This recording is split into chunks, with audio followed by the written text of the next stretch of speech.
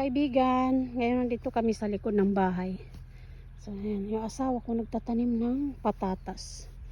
Kasi summer. Patatos. Ayan, patatas. Ayan, tatanim siya ng patatas. Ay, di chilub. Ichi klida, lab do mo ha surta. Mucho lusito sono. Sente pudetta. Le fa mare. Hindi siya nagdamit kasi mainit. Mainitan siya. Ganyan. Ganyan ang pagtanim. Ayan. Ano lang namin siya. Mga buhay na yung patatas.